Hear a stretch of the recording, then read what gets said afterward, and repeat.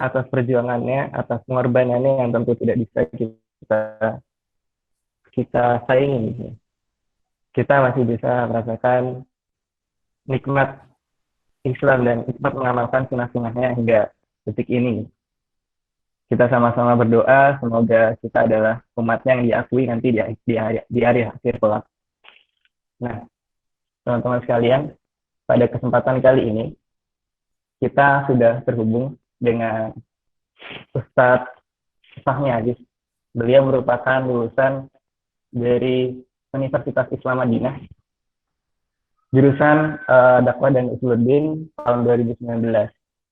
Dan beliau merupakan lulusan dari Lipia Jakarta untuk ilmu Ibdat Lugawi dan Takmili tahun 2015. Dan mungkin seperti teman-teman sudah ketahui, pada kesempatan kali ini kita akan mendengarkan ceramah mengenai tafsir al-alaq yang akan disampaikan oleh Ustaz Fahmi Aziz. Nah, tapi sebelum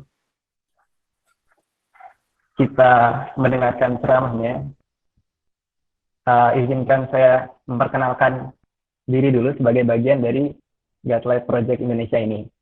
Jadi, teman-teman, kajian pada kali ini diselenggarakan oleh Indonesia Gatlight Project, dan pada kesempatan kali ini adalah salah satu online course seri tafsir Quran yang sudah berjalan pada pekan kedua dan akan ada sesi 2 pekan lagi selama bulan Ramadan. Kemudian selain agenda tafsir Al-Quran, teman-teman juga bisa mengikuti agenda Arabic class yang akan diajarkan langsung oleh native speaker dari Mekah. Kemudian ada juga program menghafal dan menguasai surat Al-Kahfi selama 1 bulan Ramadan bersama peserta batch 1, dan masih banyak lagi program-program yang akan disampaikan nanti. Nah, untuk info lebih lanjutnya, teman-teman bisa untuk follow Instagram kami. Ya. Oke, mungkin seperti itu aja yang ingin saya sampaikan mengenai Indonesia Gatlight Project. Karena kita sudah mengenal Ustadz Fahmi dan kita juga sudah tidak sabar gitu untuk mendengarkan ceramahnya.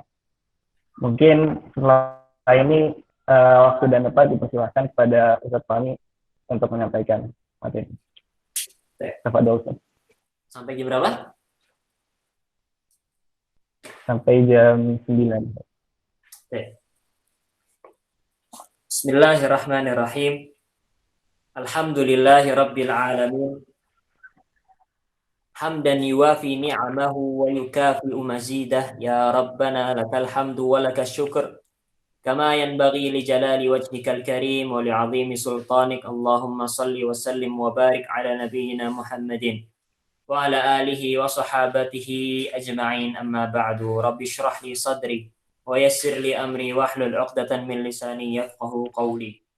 اللهم علمنا ما ينفعنا وانفعنا بما علمتنا وزدنا علما يا أرحم الراحمين. Alhamdulillah. Puja dan puji syukur kehadirat Allah Subhanahu wa taala yang telah memberikan kepada kita berbagai macam nikmat. Nikmat yang paling besar adalah nikmat iman, nikmat Islam, kemudian nikmat kesehatan. Dan juga yang paling terpenting pula adalah bagaimana Allah Subhanahu wa taala memberikan kepada kita taufiknya sehingga kita dimudahkan untuk bisa bergerak, bisa berada di dalam kegiatan yang bermanfaat ini, yaitu menuntut ilmu. Salawat serta salam tak lupa senantiasa kita haturkan kepada junjungan kita Nabi Muhammad sallallahu alaihi wasallam, kepada para keluarganya, kepada para sahabat-sahabatnya, dan juga para pengikutnya yang setia hingga hari kiamat kelak. Pertama-tama saya ucapkan terima kasih yang sebanyak-banyaknya kepada para panitia yang telah mengadakan acara ini. Semoga Allah Subhanahu wa taala menjadikan ini ke dalam timbangan amal jariah antum sekalian di hari kiamat kelak sebagai pemberat timbangan kebaikan, dan juga daripada dosa-dosa, dan juga wasilah dalam kita menghilangkan kebodohan yang ada di dalam diri kita sehingga kita dipenuhi oleh Allah Subhanahu wa taala ilmu yang bermanfaat. Di bulan Ramadan adalah bulan yang penuh dengan keberkahan, dikenal dengan bulan Al-Qur'an. Adapun bulan Sya'ban disebut bulan Al-Qurra, bulannya para pembaca Al-Qur'an. Adapun bulan Ramadan bulan Al-Qur'an itu sendiri. Disitulah Al-Qur'an itu diturunkan dari Lauhil Mahfuz menuju langit dunia. Di situ juga ada hari dengan malam Lailatul Qadar, hari di mana Allah Subhanahu wa taala menurunkan syahrul Ramadan alladzi unzila fihi al-Qur'an. Bulan Ramadan adalah bulan yang Allah Subhanahu wa taala turunkan padanya Al-Qur'an. Maka hal yang paling termasuk ibadah yang paling penting dan yang paling bermanfaat di bulan Ramadan yang paling berkah itu adalah salah satunya mentadabburi Al-Qur'an, belajar tentang Al-Qur'an. Ada perbedaan spesifik mendasar antara tadabbur dengan tafsir. Kalau tafsir, maka dia berbicara tentang penggalian informasi atas suatu kalam Allah. Nah, penggalian informasi artinya kita mencari makna yang tersembunyi daripada lafaz-lafaz di dalam Al-Qur'an itu. Adapun tadabbur, maka dia maknanya lebih dalam lagi, yaitu bagaimana interaksi seseorang dengan Al-Qur'an. Bagaimana Al-Qur'an itu bisa dikorelasikan dengan kehidupannya, bagaimana hidupnya itu ya bisa ditimbang menurut Al-Qur'an, bagaimana perenungan dia yang mendalam, pemaknaan dia yang mendalam terhadap Al-Qur'an, inilah yang dikenal dengan tadabbur. Itu pemaknaan yang mendalam. Karenanya Allah Subhanahu wa taala berfirman tentang tadabbur, afala yatadabbaruna al-Qur'an. Tidakkah kalian mentadabburi Al-Qur'an? Afala yatadabbaruna al-Qur'an. Tidakkah kalian mentadabburi Al-Qur'an? Walau kana min ghairillahi lawajadu fihi ikhtilafan katsiran. Seandainya mereka itu seandainya Al-Qur'an ini berasal dari selain Allah, tentulah mereka akan dapati di dalam Al-Qur'an itu berbagai macam kontradiksi. Untuk bisa mencapai pengetahuan dan juga penghayatan bahwa Al-Qur'an tidak memiliki kontradiksi, tentulah ini membutuhkan apa? Membutuhkan penyelaman terhadap makna-makna Al-Qur'an. Itulah tadabbur. Ya. Adapun tafsir, maka dia sifatnya adalah bagaimana menafsirkan ayat-ayat Allah. Misal Allah Subhanahu wa taala berfirman di dalam surat Al-Fatihah, ihdinas siratal ladzina an'amta 'alaihim. Yaitu jalan orang-orang yang engkau berikan nikmat. Apa itu jalan yang orang-orang yang engkau berikan nikmat? Ditafsirkan di ayat lain, ma'alladzina an'amallahu 'alaihim minan nabiyyin was-siddiqin wasyuhada'i was-shalihin wa hasuna ulaika rafiqa. Jadi bersama dengan, di dalam ayat lain, bersama dengan ya, orang-orang yang engkau beri nikmat, yaitu apa? Para nabi, orang-orang shadiq, orang-orang yang orang-orang yang jujur, ma'an nabiyyin was-siddiqin, orang-orang yang mengiyakan, ya, membenarkan, wasyuhada, dan para syuhada, wasyuhada was-shalihin, dan juga orang-orang saleh. Ini adalah contoh dari bagaimana penerapan tafsir di dalam kehidupan kita sehari-hari. Insya Allah hari ini kita akan belajar tentang tafsir surat Al-Alaq. Surat Al-Alaq. Surat Al-Alaq adalah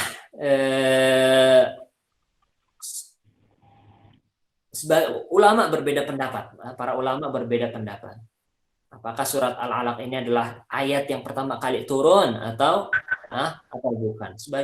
Namun yang kuat ya adalah berdasarkan riwayat-riwayat yang banyak itu bahwa sebagian daripada surat Al-Alaq ini adalah turun pertama kali ya, ayat yang pertama kali turun, sebagiannya lagi adalah menyusul.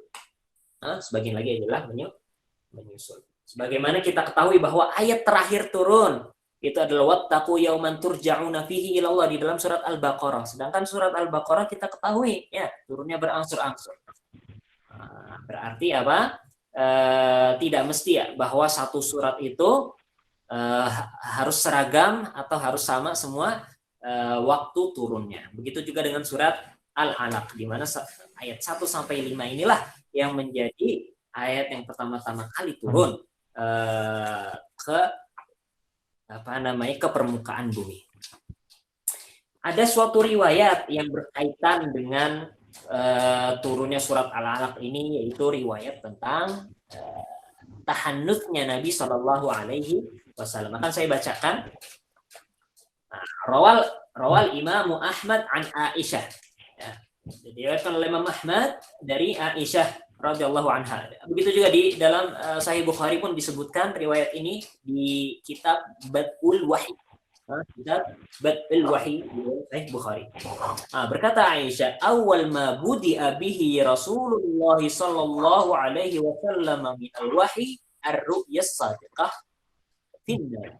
Yang pertama kali muncul di antara tanda-tanda kenabian Nabi sallallahu alaihi wasallam ketika ingin diangkat menjadi seorang rasul adalah mimpi yang jujur. Maka la ru'yan illa ja'at mithlu ayatis sebab. Tidaklah beliau itu melihat suatu mimpi, mimpi itu seperti pagi hari yang mimpi, pagi hari yang keluar begitu terang. Kemudian beliau itu dibuat suka oleh Allah Subhanahu Wa Taala untuk pergi ke khala, tempat yang sepi, menyendiri. Fakana ya'ti Hira, maka waktu itu beliau datang ke Gua Hira. Fayatahannatsu fihi, maka beliau bertahannuts di situ. Apa itu tahannuts? Tahannuts adalah kegiatan mengasingkan diri untuk beribadah dengan ibadah yang tidak tertentu di situ. Makanya para ulama berbeda pendapat tentang apa yang dilakukan oleh Nabi Shallallahu Alaihi Wasallam ketika beliau beribadah. Ketika beliau bertahan, ada yang mengatakan berzikir, ada yang mengatakan mengikuti ajaran-ajaran Hanafiyah sebelumnya, yaitu agama yang diwarisi oleh Nabi Ismail pada yang masih tersisa di kota Makkah dan lain sebagainya, banyak pendapat. Nah, fayatahannatsu fihi wa huwa ta'abbud, yaitu beribadah al-layali zawatal adad, yaitu pada malam-malam tertentu, gitu ya, pada malam-malam berbilang. Wa yatazawwadu lidzalika thumma yarji'u ila Khadijah fayatazawwad limithliha. Maka beliau itu membawa bekal meminta bekal dari Khadijah, ketika habis pulang lagi untuk mengambil bekal dan seterusnya. Hatta faja'ahul haqqu wa huwa fi ghari Hira, hingga pada suatu malam atau suatu ketika gitu ya. Belum di sini juga para ulama berbeda pendapat apakah kejadian itu malam hari atau siang hari. Sampai datang suatu kebenaran kepadanya ketika berada di dalam Gua Hira. Faja'ahul malaku fihi faqala iqra, maka datang kepada beliau seorang malaikat gitu ya, yang berkata kepadanya iqra. Ketahuilah bahwa faja'ahul malaku, perkataan maka datang kepadanya seorang malaikat ini bukanlah saat itu kondisi Nabi Muhammad SAW tidak mengetahui bahwa yang datang itu adalah seorang malaikat. Namun ini adalah riwayat dari Aisyah yang sudah tahu bahwa kejadian itu adalah malaikat Jibril. Jadi pada kondisinya saat itu di Gua Hira, Nabi Muhammad SAW tidak tahu bahwa yang datang kepada dia adalah malaikat Jibril. Nah, kemudian sosok yang asing ini datang sembari berkata, "Iqra, bacalah." Qala Rasulullah sallallahu alaihi wasallam, faqultu ma ana biqari. Maka Nabi sallallahu alaihi wasallam berkata, "Saya enggak bisa membaca." Nah, ini bisa ditafsirkan ma ana biqari, aku nggak bisa baca, atau ma ana biqari, aku nggak mau baca. Nah, mana ini bisa ditafsirkan seperti itu, ma ana biqari atau ma ana biqari. Namun ya sudah jelas bahwa Nabi Muhammad Shallallahu Alaihi Wasallam tidak bisa membaca. Karena itu kata-kata ini ma'ana biqari adalah penafian daripada sifat beliau bisa membaca. Artinya apa? Aku tidak bisa membaca, bukan aku tidak membaca. Aku tidak bisa membaca. Qala fa akhadhani. Kemudian sesosok tadi itu mengambilku, faghattani hatta balagha minnil jahd. Kemudian sesosok itu mengambil diriku, lalu memeluk diriku gitu ya, mencengkram diriku sampai serasa dada ini terasa begitu sesak. Summa arsalani, kemudian melepaskanku, faqala iqra, kemudian berkata bacalah. Faqultu ma ana biqari, aku nggak bisa baca. Faghattani tsaniyah hatta balagha minnil jahdu. Kemudian dia melakukan hal itu lagi, yang untuk yang kedua kalinya, memelukku lalu melepaskannya, kemudian berkata iqra. Faqultu ma ana biqari, aku nggak bisa baca. Faghattani tsalitsah, maka dia merangkulku untuk yang ketiga kalinya, hatta balagha minnil jahdu, sampai saya ini sesak napas kesakitan. Summa arsalani faqala, kemudian dia melepaskanku. Kemudian dia berkata, iqra bismi rabbikal ladzi khalaq hatta balagha ma lam ya'lam. Kemudian ya seseorang tadi membaca apa? Iqra, bacalah dengan menyebut nama Tuhanmu yang menciptakan, sampai firman-Nya apa? Mengajarkan apa yang tidak diketahui. Kemudian apa? Ya, singkatnya Nabi Shallallahu Alaihi Wasallam pulang dalam kondisi gemetar ketakutan. Kemudian Nabi Shallallahu Alaihi Wasallam ya minta diselimuti, zammiluni.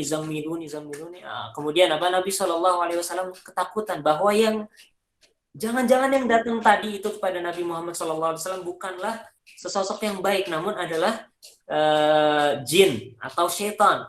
Nah, sehingga apa? Khadijah radhiyallahu anha, beliau meluruskan atau menenangkan Nabi Muhammad Shallallahu Alaihi Wasallam akan kekhawatiran yang menimpa dirinya itu, ya, bahwa yang datang itu bukanlah sesosok setan, akan melainkan adalah sesosok malaikat. Dengan apa? Dia mengatakan innaka latasilur rahim.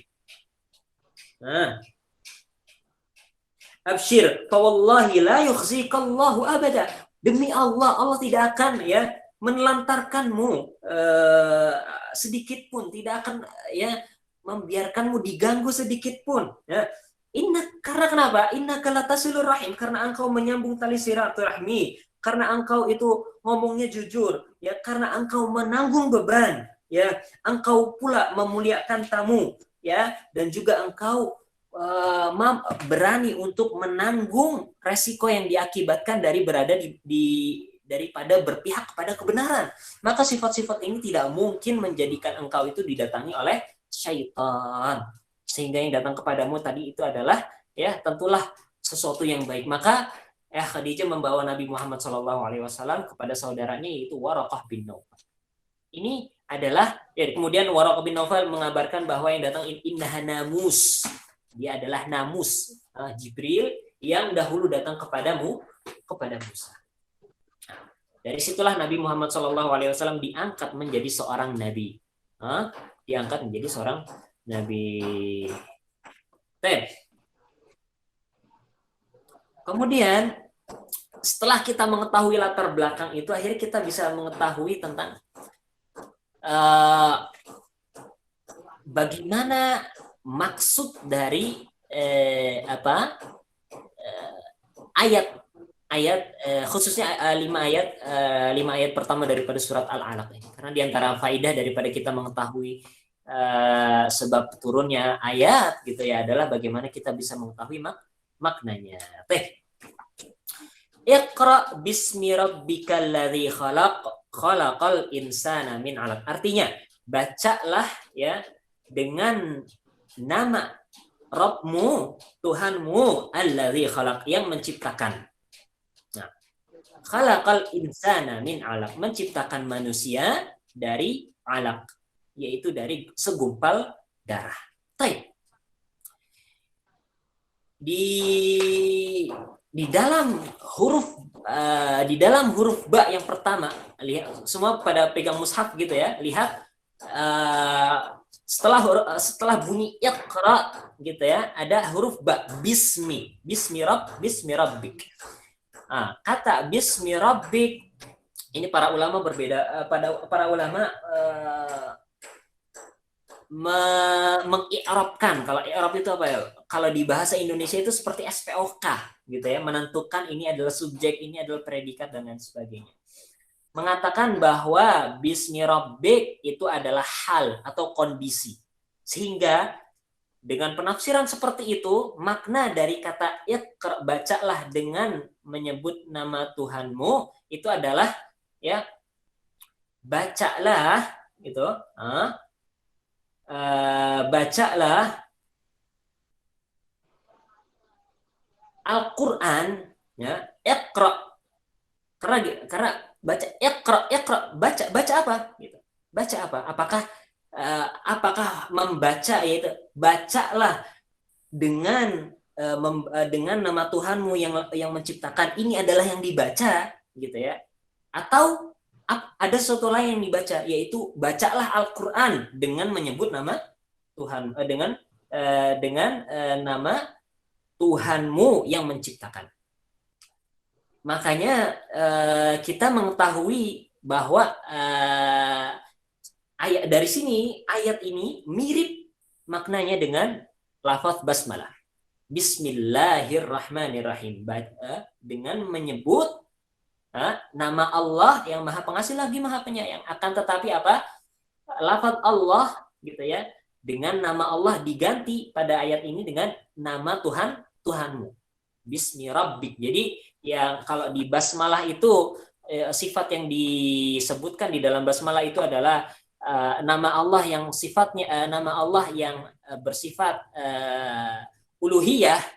Adapun nama Allah di dalam surat Al-Alaq ini iqra bismi rabbik, maka itu bersifat rububiyah. Itu memiliki pengaruh dalam pemaknaan yang nanti akan kita bahas selanjutnya. Jadi dari situ dari iqra bismi rabbik maka maknanya menjadi bacalah Al-Qur'an ya. Ini kita tafsirkan gitu ya. Apa yang dibaca? Itu Al-Qur'an. Bacalah Al-Qur'an dengan menyebut nama Tuhanmu yang menciptakan.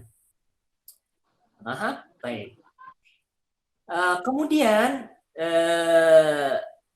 itu adalah apa namanya? Penafsiran daripada bahwa hal itu adalah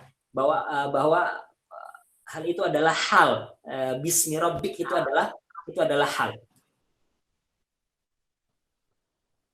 Namun bisa kita juga tafsirkan dengan penafsiran selanjutnya, yaitu bahwa huruf ba tadi kalau kita menafsirkan bismi rabbik itu sebagai hal gitu ya, bermakna bacalah Al-Quran mustaftihan, iqra Al-Quran mustaftihan bismi rabbik, itu bacalah Al-Quran dengan pembukaan nama Tuhanmu. Nah, itu tadi dengan nama Tuhan. Namun kita di sini tafsirkan lagi tuh kata-kata dengan, maknanya itu apa? Kata bi, dengan ya, bacalah dengan, aku makan dengan sendok, aku menulis dengan pulpen, aku membaca Al-Quran dengan nama Allah yang Maha Pengasih lagi Maha Penyayang, dan seterusnya. Maka kata-kata dengan ini maknanya apa? Di sini bisa makna pertama adalah isti'anah, yaitu kita meminta tolong kepada Allah Subhanahu wa taala untuk memudahkan urusan kita dalam apa yang kita bacakan di situ basmalah. Misal kita membaca kita ingin menulis gitu ya, maka kita awali dengan baca Bismillahirrahmanirrahim. Agar apa? Karena kita meminta tolong, isti'anah, meminta tolong kepada Allah agar memudahkan kita dalam proses menulis. Begitu juga aku memakan makanan dengan garpu. isti'anah, ista'antu fit ta'ami bil mil'aqah, misalnya dengan sendok, aku makan meminta pertolongan dengan apa? Dengan sendok. Artinya supaya memudahkan. Ini kalau huruf ba itu ditafsirkan lil isti'anah, yaitu dengan. Namun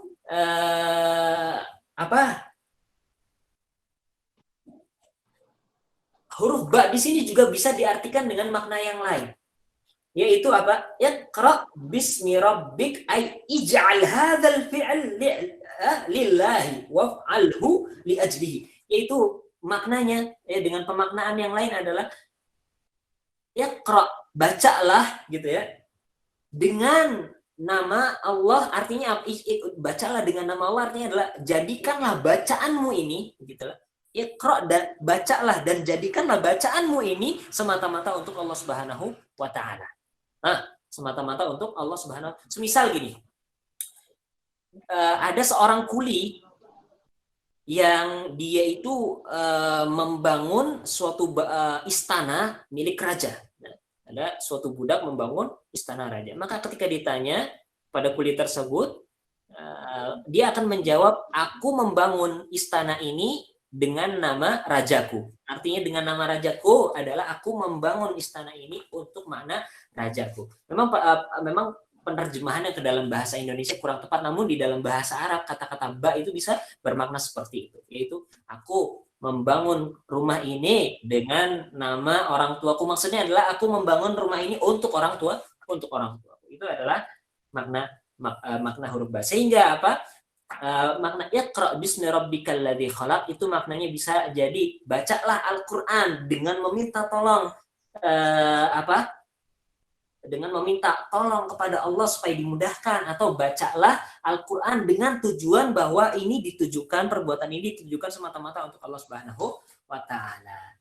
Nah, dalam penafsiran yang pertama bahwa kita membaca bahwa konteksnya berarti ini kan turun kepada Nabi Muhammad SAW ketika beliau berada di dalam tahannuts beliau, yang mana beliau merasakan kesulitan yang tadi sudah kita bacakan riwayatnya. Bagaimana beliau merasakan kesusahan, dipaksa untuk membaca iqra. Beliau menjawab, ma ana biqari, saya nggak bisa baca. Maka apa yang dikatakan oleh Jibril, iqra bismi rabbikal ladzi khalaq, bacalah dengan nama Tuhanmu yang Maha menciptakan. Maka makna meminta kemudahan ini menjadi relate. Bagaimana kondisi yang susah tersebut, gitu ya, berharap dengan membaca basmalah ini menjadi mudah. Ya, kondisi yang sangat sulit itu di mana Rasul Shallallahu Alaihi Wasallam berada dalam kondisi terdesak, merasakan kaget, ketakutan yang benar-benar sangat mencekam kondisinya saat itu. Lalu diperintahkan untuk meminta tolong kepada Allah agar dimudahkan. Adapun makna yang kedua, maka itu juga benar bahwa bacalah dan jadikan bacaan ini semata-mata untuk Allah Subhanahu wa taala. Namun jadi masalah adalah ketika kita menjadikan ini, kalau yang dikerjakan itu adalah hal-hal yang mubah. Jadi misalnya ketika kita melakukan kita makan nasi, makan makanan, membaca Bismillahirrahmanirrahim. Kita membaca Bismillahirrahmanirrahim. Bukankah kita makan itu untuk diri kita? Bukankah kita makan itu untuk menghilangkan rasa lapar? Untuk minum, baca Bismillah untuk menghilangkan rasa haus. Maka menurut pemahaman dari penafsiran yang kedua tadi, itu bisa sejalan kalau kita jadikan hal itu sebagai idhofah majaziyah, sebagai bentuk majas, yaitu bukan semata-mata bukan semata-mata kita melakukan ini karena Allah Subhanahu wa taala, namun kita melakukan hal ini gitu ya, melakukan pekerjaan ini semisal makan atau kita menyandingkannya dengan nama Allah supaya syaitan itu takut dan tidak ingin bergabung dengan makan makanan yang kita makan. Semisal gini, ada seorang petani yang dia mengerjakan sawah, lalu datang seorang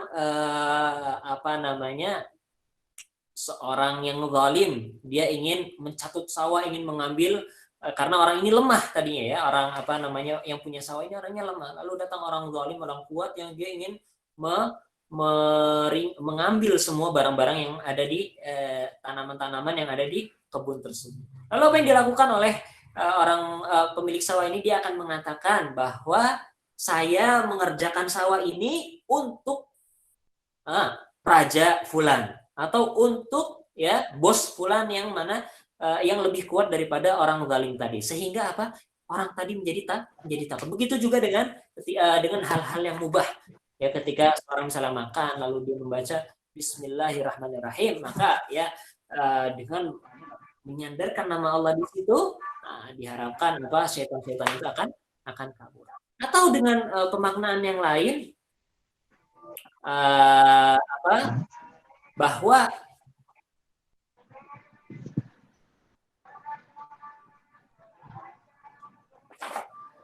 masih dengan pemaknaan yang kedua gitu ya, bahwa perbuatan yang mubah, karena tadi kan perbuatan yang mubah itu ya, kalau misalnya niatnya adalah untuk beribadah maka menjadi ibadah, sehingga kalau misalnya dia ibadah ya, maka itu adalah untuk Allah Subhanahu wa Ta'ala. Kalau misalnya seorang yang makan itu untuk supaya bisa beribadah, bisa mencari rezeki yang merupakan bentuk kewajiban yang Allah wajibkan atasnya gitu ya. Nah, di situ maka sejalan dengan pemaknaan atau penafsiran yang kedua. Ini yang berkaitan dengan huruf ba dari ayat pertama, Iqra bismi rabbikal ladzi.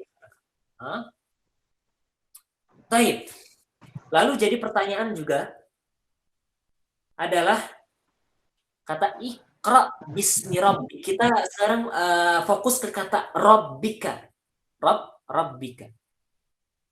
Boleh bertanya, kenapa Allah Subhanahu wa Ta'ala tidak menggunakan lafaz Allah sebagaimana tidak mengatakan Iqra bismillahi alladzi khalaq. Iqra bismillahi alladzi khalaq. Kenapa Allah menyebutkan Iqra bismi rabbi alladzi khalaq? Maka kita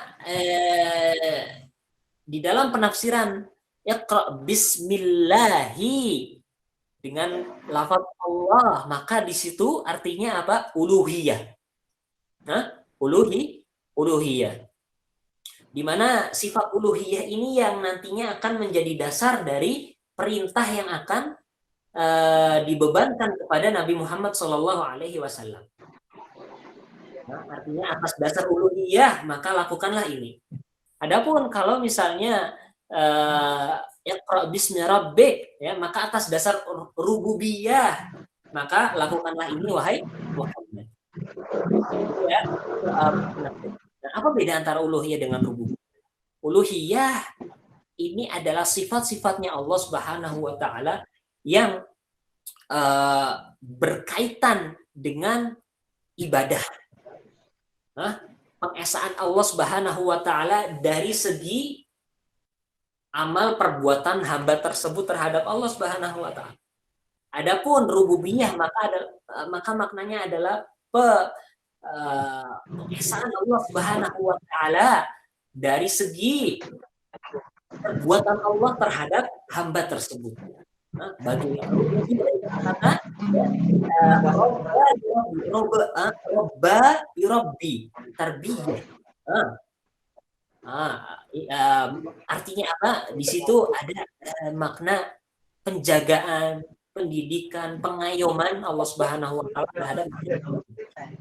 Sehingga dikata Iqra bismi rabbik, maka Allah Subhanahu wa Ta'ala sebelum memerintahkan kepada atau membebankan kepada Nabi Muhammad SAW perintah-perintah, beliau mendasarkan itu semua atas rububiyah.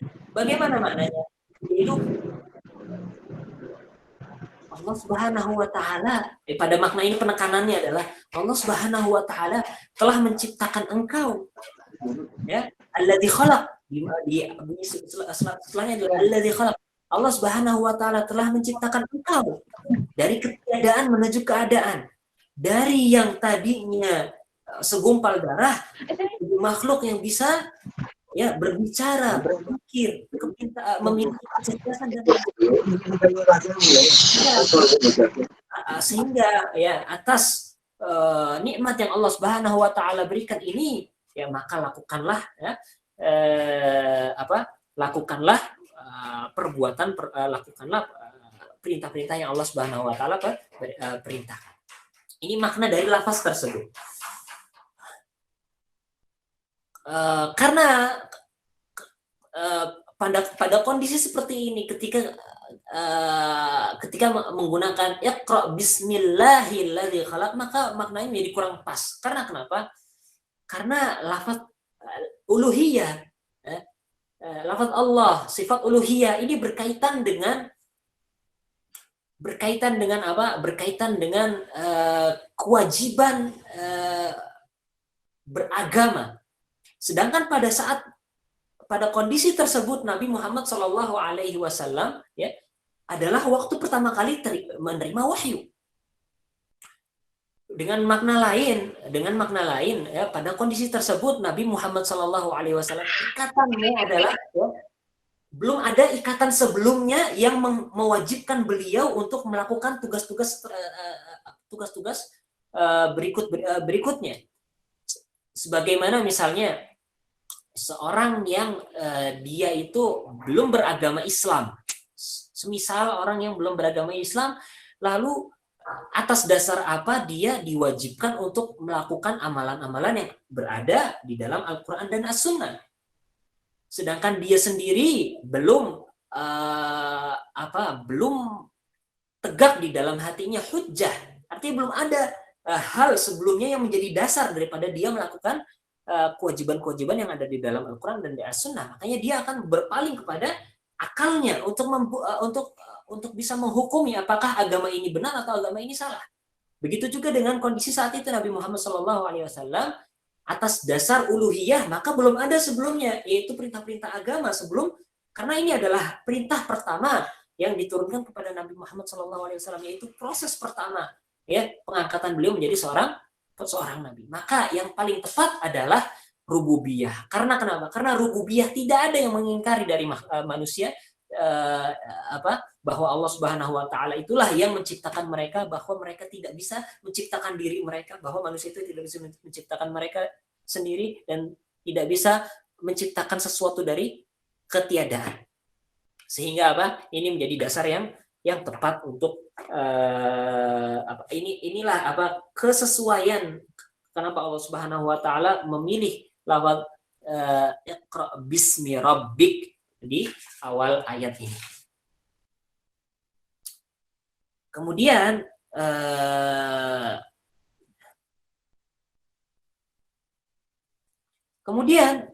apa hikmah dari idhafah zatir rabbi ila abdihi, yaitu apa hikmah dari kenapa Allah Subhanahu wa taala menyandingkan zat Allah, nama Allah ya, sifat Allah dengan hambanya, yaitu Rabbuka. Adapun di surat lain, misal di surat Al-Isra, Subhanalladzi asra bi 'abdihi, yaitu penyandingan nama Nabi, penyandingan hambanya kepada Allah. Tapi di ayat ini kebalik, penyandingan Allah kepada hambanya. Rabbika, Rabbika. Maka di sini ada makna atau ada rahasia yang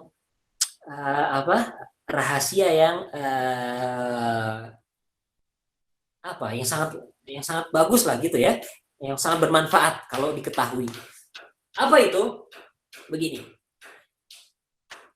Ketika disandingkan nama Rabb di awal, kemudian ketika disandingkan Rabbuka, yaitu nama Rabb didatangkan, disandingkan kepada artinya nama Rabb-nya ini yang datang kepada hambanya, Rabbuka, nah Tuhanmu, artinya Tuhan ini ya, lafaz Tuhan ini yang disandingkan kepadamu, artinya makhluknya Allah Subhanahu wa taala. Maka ini akan memberikan makna bahwa Allah lah ya yang bahwa Tuhan inilah yang memberikan manfaat kepada makhluk tersebut. Nah, artinya ada sisi kebermanfaatan yang diberikan kepada Rabb tersebut. Sebaliknya, apabila ya apabila hambanya apabila maknanya dibalik gitu ya, maka menjadi terbalik. Semisal gini, ada seorang ayah, dia memiliki anak yang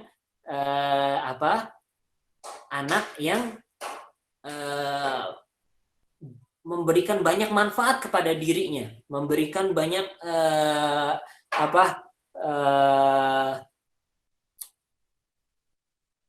amal dan bakti kepada orang tuanya. Maka bapak ini akan mengatakan, ini adalah anakku.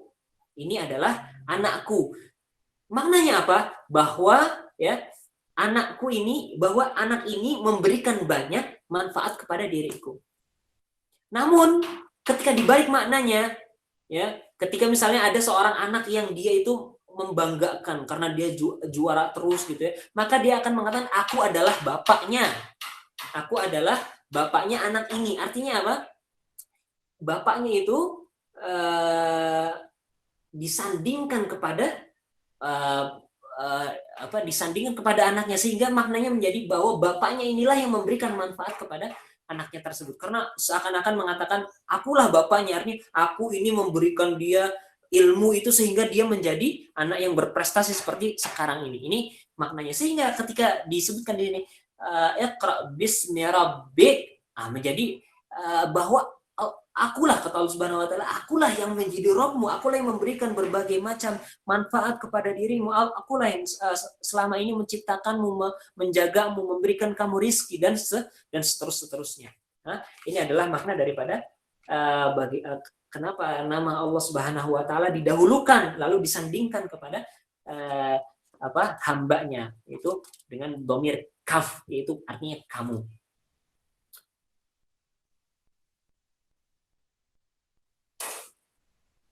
Kemudian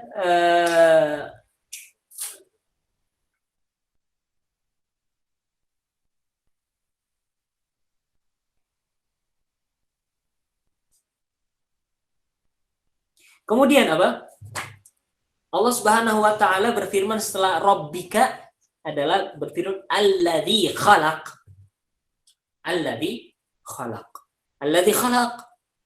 Apa hubungannya dengan yang sebelumnya, yaitu Rabbika, yaitu seakan-akan ini adalah pertanyaan dan jawaban. Seakan-akan ketika seseorang dikatakan bahwa akulah Tuhanmu, kata Allah Subhanahu wa taala, seakan-akan mengatakan aku adalah Tuhanmu, maka hamba tersebut akan mengatakan, apa dalilnya? Apa buktinya bahwa engkau adalah Tuhanmu? Bahwa dalilnya adalah alladzi khalaq.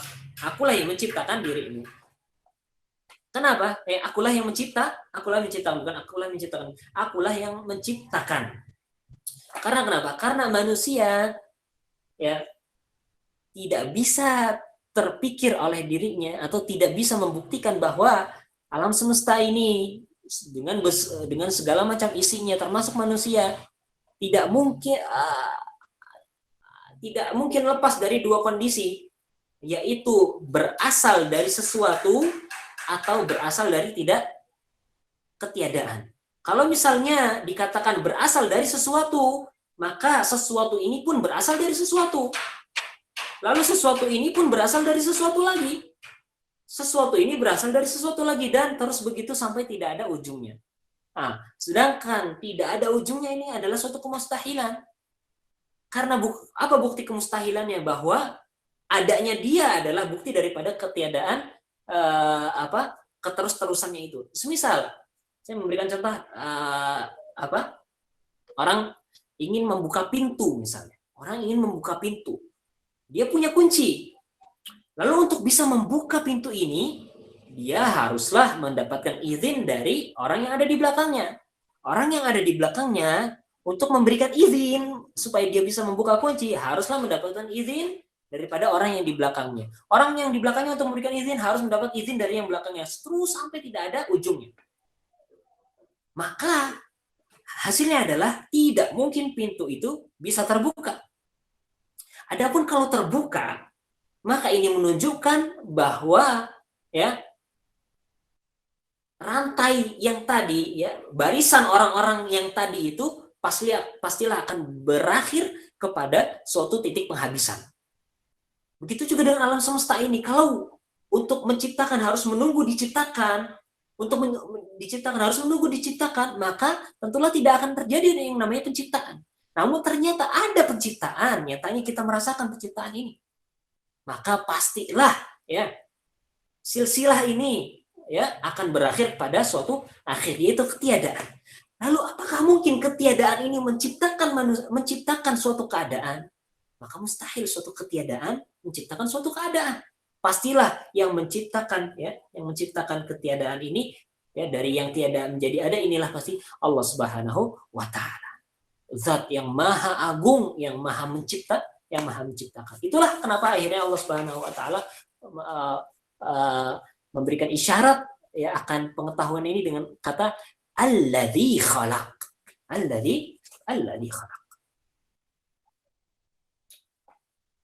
Kemudian firman Allah Subhanahu wa taala alladzi khalaqal insana min 'alaq. Khalaqal insana min 'alaq, yaitu menciptakan manusia daripada al-'alaq. Apa itu al-'alaq? Al-'alaq adalah segumpalan darah. Alaq, kata ta'allaqa itu bergantung. Kenapa? Karena gumpalan darah ini dia menggantungkan ya kelembapan diri ini daripada kelembapan yang lain ini, menurut kitab tafsir yang saya baca. Mungkin bisa diperiksa, mungkin teman-teman yang berasal dari rumpun kesehatan punya pengetahuan yang lebih banyak tentang makna alaq ini. Kemudian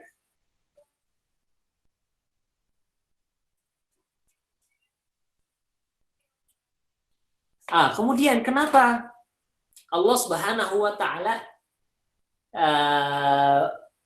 ketika berfirman alladzi khalaq tidak menciptakan apa yang diciptakan. Iqra bismi rabbikal ladzi khalaq. Padahal kata-kata menciptakan ini butuh kepada objek. Butuh kepada objek. Yaitu yang menciptakan. Tentu orang akan bertanya, menciptakan apa? Maka faidah daripada tidak menyebutkan objeknya di sini, para ulama yang menyebutkan banyak faidahnya. Di antaranya salah satunya adalah ini bukan berkaitan dengan apa yang diciptakan. Namun untuk penegasan bahwa Allah Subhanahu wa taala dialah satu-satunya ya yang sanggup untuk menciptakan dari ketiadaan untuk menjadi kondisi keadaan. Alladzi khalaq. Karena selain manusia, karena selain Allah Subhanahu wa taala, mau dia manusia, mau dia hewan, mau dia malaikat, mau dia jin, mau itu apapun itu, ya tidak bisa yang namanya khalaqa. Artinya tidak bisa menciptakan. Makna menciptakan di sini adalah tadi menciptakan dari ketiadaan. Jadi ini adalah kekhususan sifatnya Allah Subhanahu wa taala sebagaimana yang ditegaskan oleh para ulama usuluddin atau ulama para mutakallimin, bahwa yang menjadi kekhususan daripada sifat Allah adalah sifat khalaq. Karena apa? Di ayat ini Allah Subhanahu wa taala menjelaskan dirinya gitu ya dengan sifat penciptaan. Ketika seseorang itu bertanya tentang suatu hal, maka yang akan dia jelaskan tentang suatu hal tersebut mencakup dua hal, yaitu hal yang sisi kesamaan hal itu dengan hal-hal yang lain dan sisi perbedaan hal itu dengan hal-hal yang lain. Contoh misalnya, apa itu manusia? Saya bertanya, apa itu manusia? Manusia adalah makhluk hidup yang berpikir. Dari segi kesamaannya dengan yang lainnya adalah sisi bahwa dia adalah makhluk hidup yang menjadi intinya. Namun ketika hanya dikatakan makhluk hidup saja, tentulah akan bingung, makhluk hidup apa? Apakah dia kucing, apakah dia kuda, apakah dia apa? Untuk membedakan ini akhirnya disebutlah makhluk hidup yang berpikir, sehingga terpikirlah olehnya bahwa dia adalah manusia. Ketika seseorang bertanya, apa itu Allah? Siapa itu Allah? Maka jawaban yang diberikan adalah Allah adalah yang menciptakan kita. Allah yang menciptakan semuanya. Allah lah yang, bahkan yang lebih dahsyat daripada itu adalah Allah lah yang menciptakan, sebagaimana yang ada di dalam surat ini. Alladzi khalaq. Allah lah yang menciptakan. Karena tidak ada lagi yang bisa menciptakan selain Allah Subhanahu wa taala. Ya, sifat ini adalah sifat pembeda.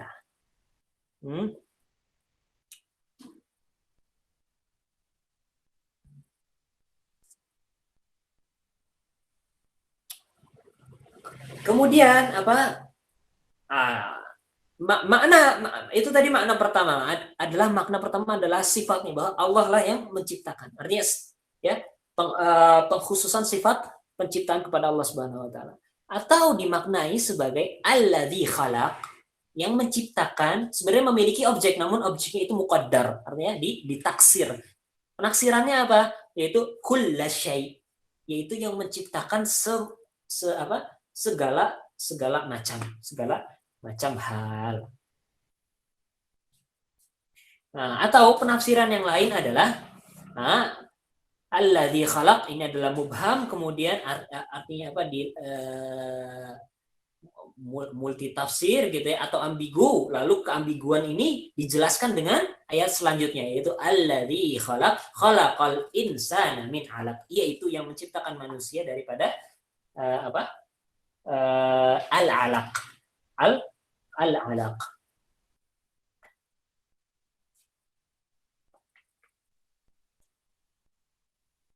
Kemudian Allah Subhanahu wa taala berfirman, Iqra wa rabbukal akram.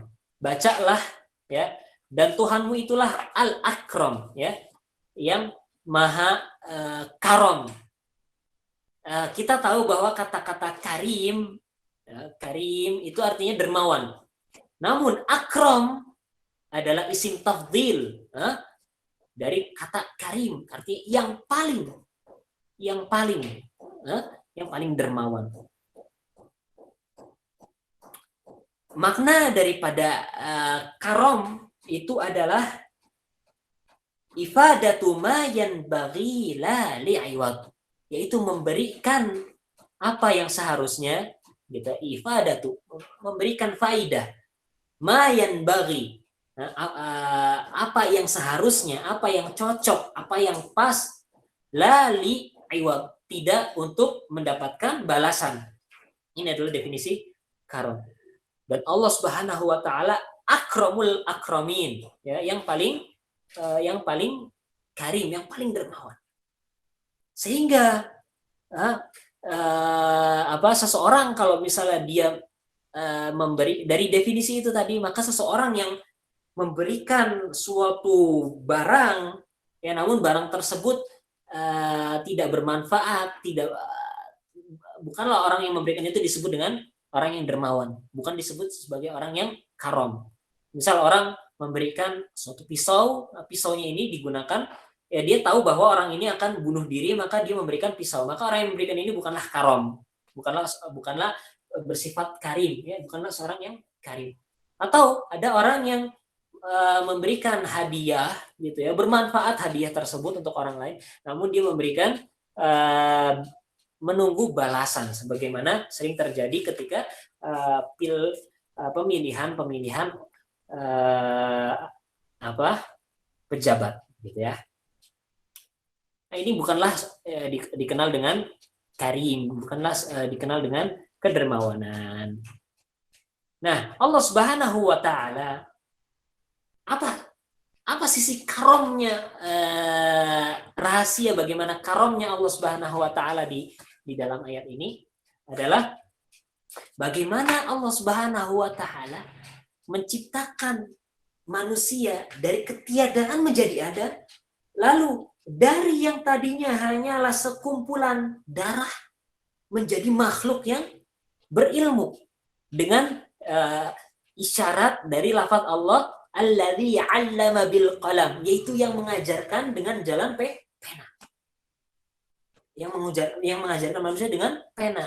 Ya, pena di sini adalah kinayah, bentuk kinayah daripada kitabah, yaitu tulisan. Yaitu jadi ditulis, yang ditulis atau yang disebutkan adalah pena, namun maknanya itu bisa berarti pena beneran atau bisa berarti tulisan. Nah, yang dimaksud di situ adalah tulisannya. Ini adalah arti dari kinayah. Bentuk dari karomnya Allah Subhanahu wa taala adalah menjadikan manusia yang tadinya itu ya posisinya sangat rendah sekali, ya alaq, hanyalah segumpal darah, ya, dari hal yang remeh-temeh menjadi hal yang menjadi sesosok yang berilmu, sesosok yang tinggi, sesosok yang sangat mulia. Ini menunjukkan, ini juga menjadi isyarat bahwa sesungguhnya kondisi yang tertinggi dari manusia itu adalah kondisi seseorang itu berilmu. Kondisi yang tertinggi dari seorang manusia bukanlah ketika seseorang itu bisa mengumpulkan harta itu, dan itu menjadi sindiran dari ayat setelahnya, ya, di mana ayat setelahnya itu nanti kalla innal insana la yatagha an ra'ahu istaghna. Ya, di ayat setelahnya manusia itu kelewatan karena mereka merasa istaghna, udah nggak butuh apa-apa lagi karena tercukupi. Mereka menyangka udah punya harta banyak, punya banyak kelompok-kelompok, ya. Kondisi ini dibandingkan dengan kondisi ayat sebelumnya yang menunjukkan kemuliaan manusia, yaitu kondisi berpikir, kondisi bisa berilmu. 'Allamal insana ma lam ya'lam. Dan apabila kondisi ini, tapi ternyata kondisi yang tinggi ini ternyata bisa hilang, menjadikan manusia itu tidak mengetahui, jadi bodoh, menjadi orang yang memperturutkan hawa nafsunya. Yaitu apabila seseorang itu sudah merasa dirinya salah satunya disebabkan karena apa? Karena dia merasa dirinya itu tidak butuh apa-apa, tidak butuh kepada Allah, padahal Allah yang menciptakan dia. Merasa bahwa dirinya yang bisa menghasilkan benda-benda ini, padahal Allah Subhanahu wa taala yang memberikan ini. Ya, setelah tadi kita jelaskan di awal pembicaraan, ya, bahwa tentang argumen bahwa manusia itu tidak bisa berbuat apa-apa karena dia berasal dari ketiadaan. Manusia itu butuh kepada Allah bukan sekedar dari kondisi ketiadaan menuju keadaan, namun juga bagaimana bertahan dalam kondisi keadaan tersebut, itu juga butuh kepada Allah. Nah, namun manusia, ya, bisa menjadi bodoh, yaitu tidak mengetahui hakikat ini apabila, ya, dia itu ciri-cirinya adalah dia sudah tidak merasa butuh kepada Allah, dia merasa sombong, takabur, ya, yang mana hal ini disebabkan karena kecintaannya terhadap dunia, karena terlalai dengan kehidupan dunia, karena ya dibutakan hatinya dan matanya dan pikirannya dengan hawa nafsu yang bersumber daripada kecintaan dunia. Ya. Berkaitan dengan ayat-ayat selanjutnya itu kalla innal insana la yatagha. Ya, sebagian ulama mengatakan bahwa ayat ini turun, yang dimaksud dengan al-insan ini adalah Abu Jahal. Abu Jahal.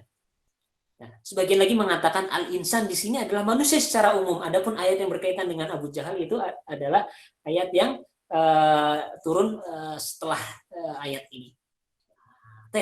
Ini adalah berkaitan dengan bagaimana karamnya Allah Subhanahu wa taala. Bagaimana sifat kedermawanan Allah Subhanahu wa taala. Kemudian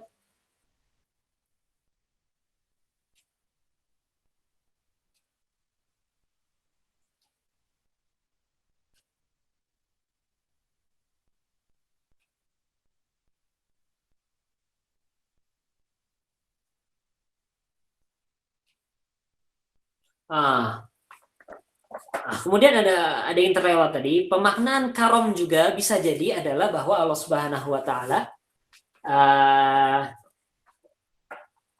sebagai bentuk sebagai bentuk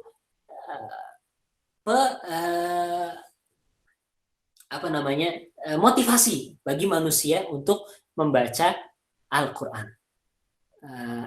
Iqra wa rabbukal akram, bacalah dan Tuhanmu itu maha dermawan. Sehingga satu ayat itu atau satu huruf itu dibalas dengan 10 kebaikan.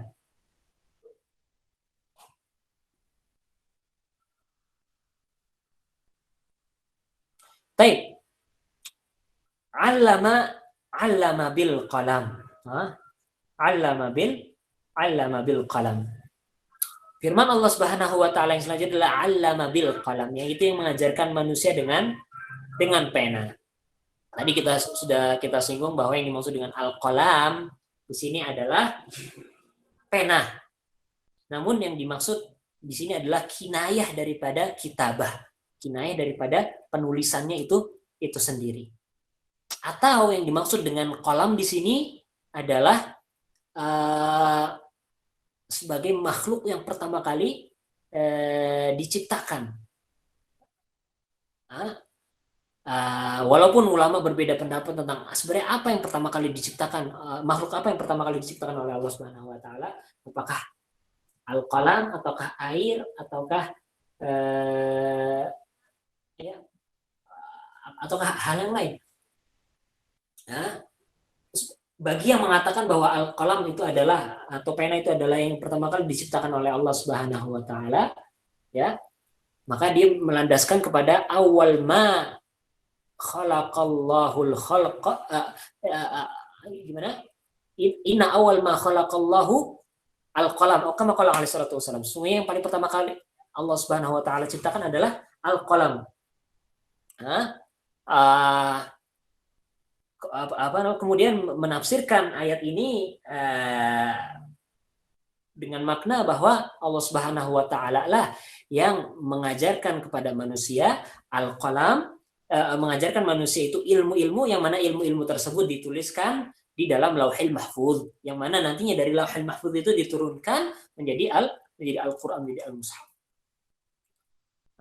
Atau ada yang dari segi lain bahwa Allah Subhanahu wa taala, ya, ada yang mengatakan bahwa Allah Subhanahu wa taala mengajarkan kepada umat manusia, gitu ya, mengajarkan kepada umat manusia tulis menulis, dan makhluk dan orang pertama yang diajarkan oleh Allah tulis menulis adalah Nabiullah Idris alaihissalam.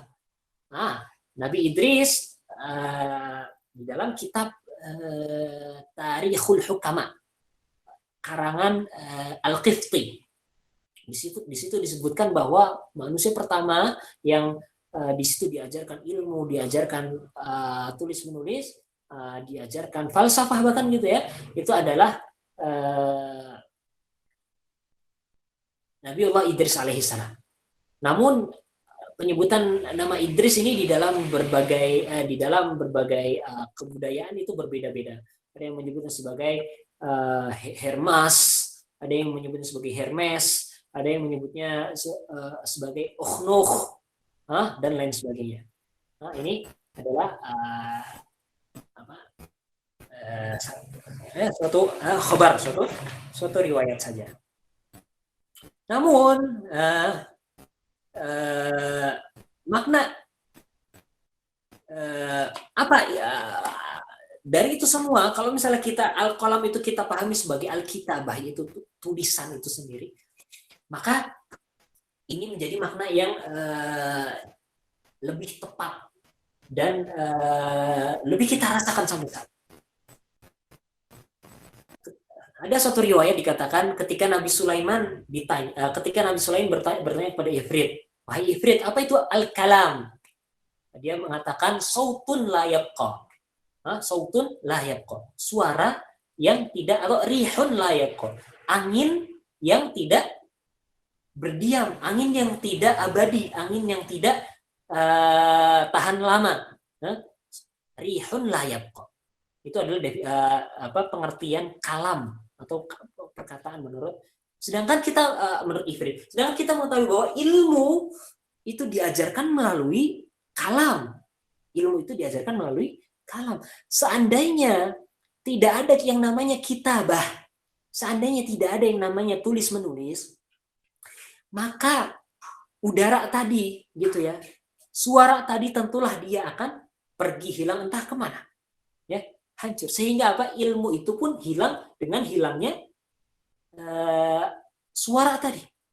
Ilmu itu hilang dengan hilangnya suara tadi. Namun apabila ya ilmu tadi diikat dengan tulisan, ya maka tulisan itu akan bertahan hingga ratusan bahkan ribuan tahun lamanya. Makanya di dalam suatu asar, qaidul ilma bil kitabah. Ya, ikatlah, jeratlah ilmu itu dengan al-kitabah, dengan tulisan. Ini merupakan rahmat, merupakan nikmat dari Allah Subhanahu wa taala kepada manusia. Ya. Kita tahu bahwa manusia itu memiliki umur yang pendek. Pertama, memiliki umur yang pendek, memiliki pengetahuan yang terbatas, ya, memiliki indera pengetahuan yang terbatas pula. Sehingga dengan umur yang pendek yang terbatas, pengetahuan yang terbatas, dan juga alat-alat yang terbatas untuk bisa mengetahui alam sekitar ini, sedangkan yang ingin diketahui itu jumlahnya sangatlah banyak, gitu ya, tidak berbilang. Maka bagaimana mungkin manusia bisa mencapai ini semua?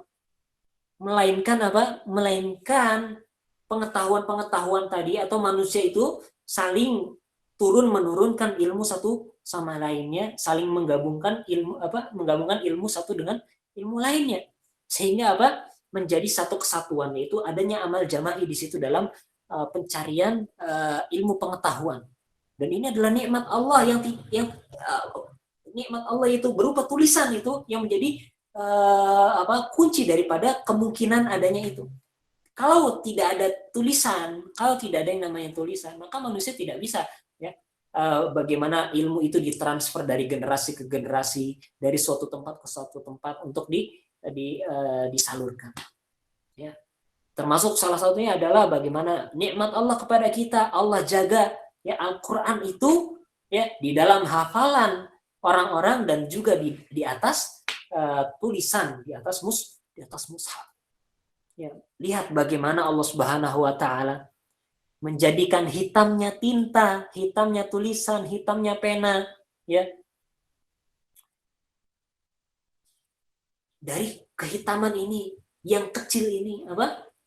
Cahaya yang sangat luas, cahaya yang bisa menerangi hitamnya, yang bisa menerangi jutaan bahkan miliaran kepala manusia, hati manusia. Ya, bagaimana, ya, Allah Subhanahu wa taala, ya, seperti menjadikan mata kita yang hitam ini, ya, mata yang hitam ini, ya, menjadi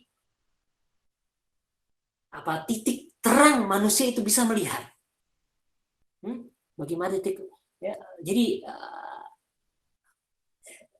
ajib, ya, bagaimana Allah Subhanahu wa taala menjadikan yang hitam malah jadi bercahaya. Ini seperti apa doanya Nabi Zakaria, iznada rabbahu nidaan khafiyya, ketika dia itu berdoa kepada Rabbnya dengan nidaan khafiyya, dengan doa yang khafif, yang khafi, yang lirih, tidak terdengar. Namun ternyata doa ini, ya, terdengar sampai kemana-mana, bahkan ke akhir bahkan hingga hari kiamat. Doanya Nabi Zakaria. Ya. Ini adalah di antara keajiban ya, daripada ciptaan Allah Subhanahu wa taala. Kemudian allamal insana ma lam ya'lam. Panitia ini saya sampai jam berapa? Apaan panitia? Sampai jam berapa? Masih panjang? Sampai berapa?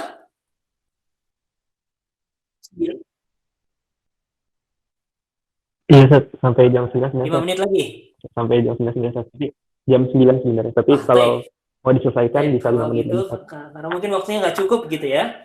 Kita Sir. Langsung saja di ayat selanjutnya, kalla innal insana la yatagha.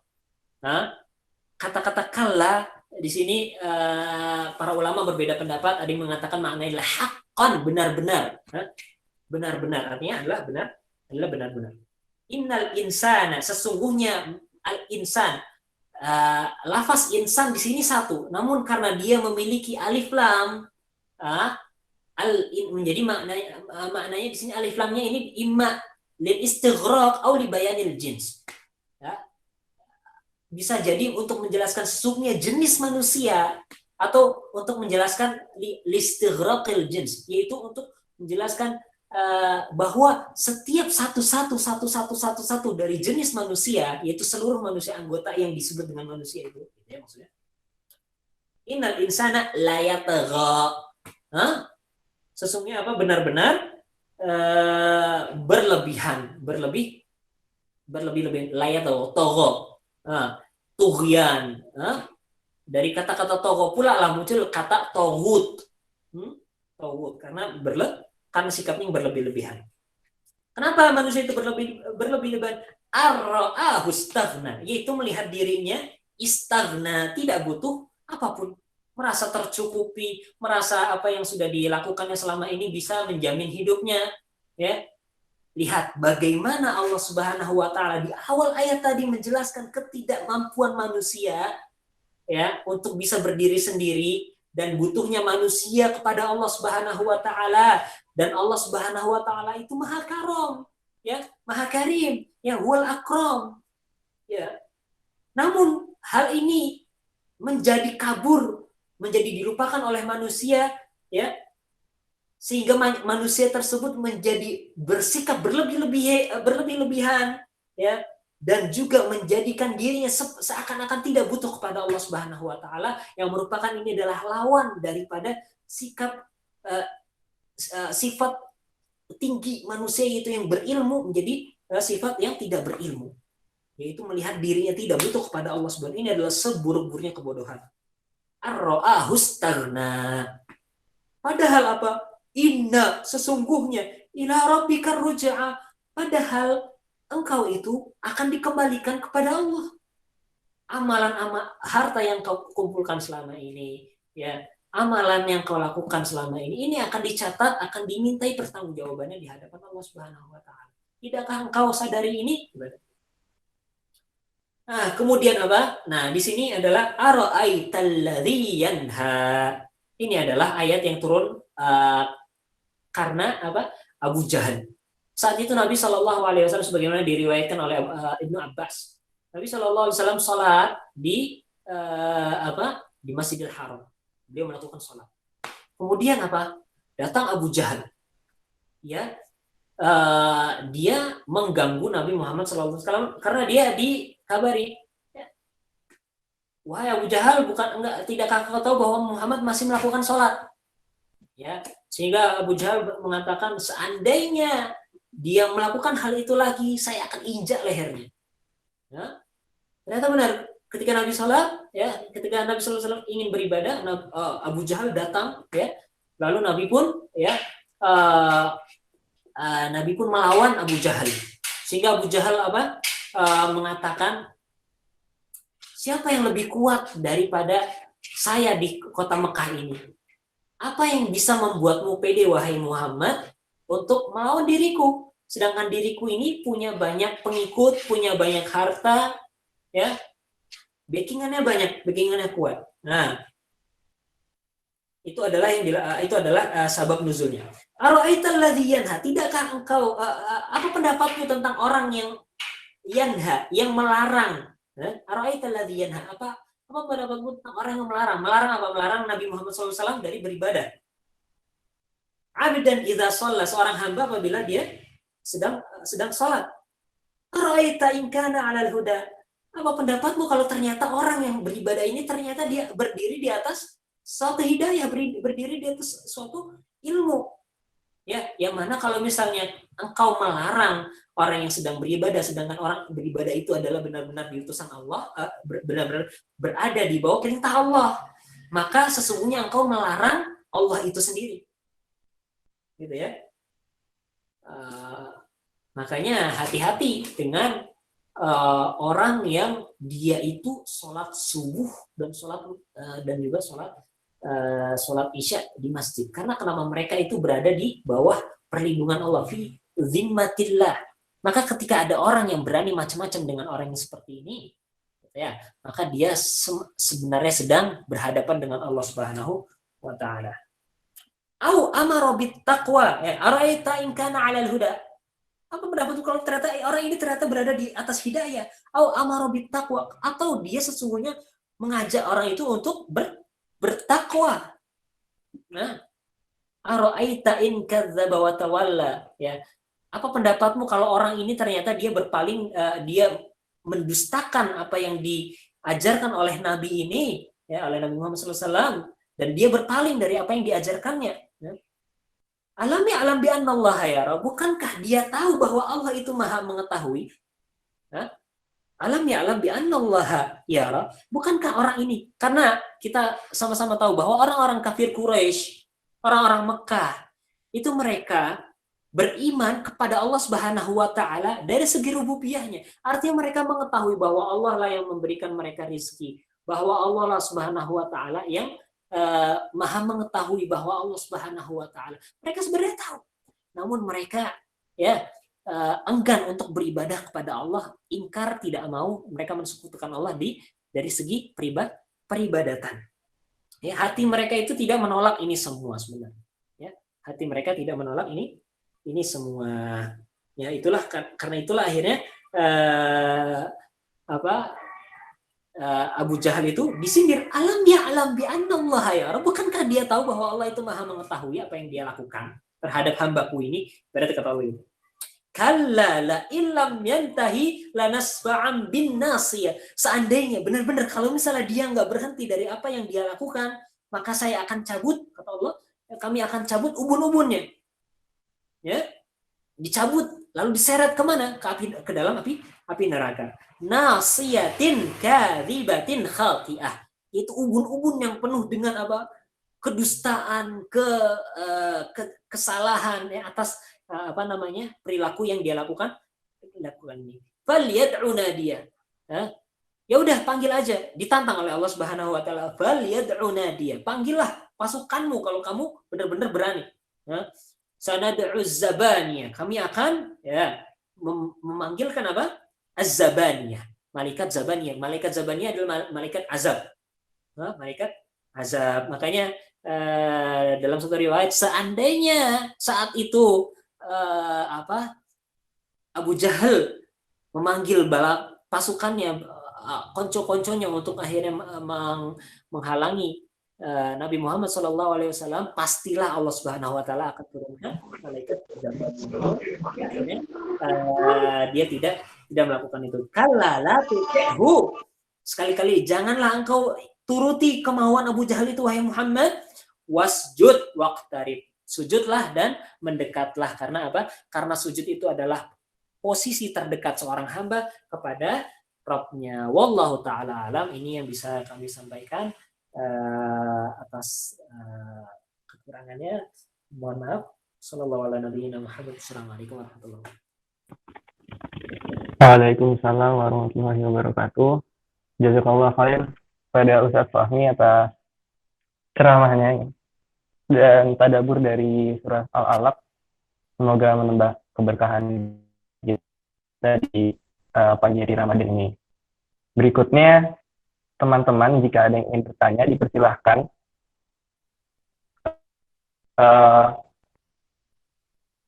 Bagi yang Ikhwan boleh langsung nyalain mic-nya gitu.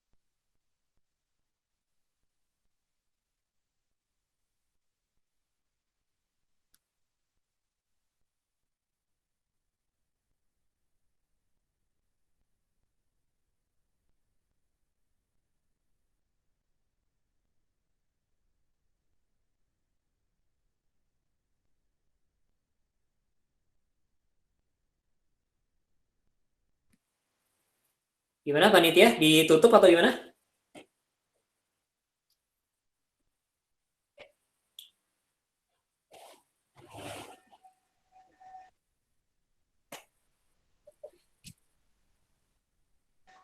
Sebentar Ustadz, moderatornya kayaknya ini sinyalnya hilang.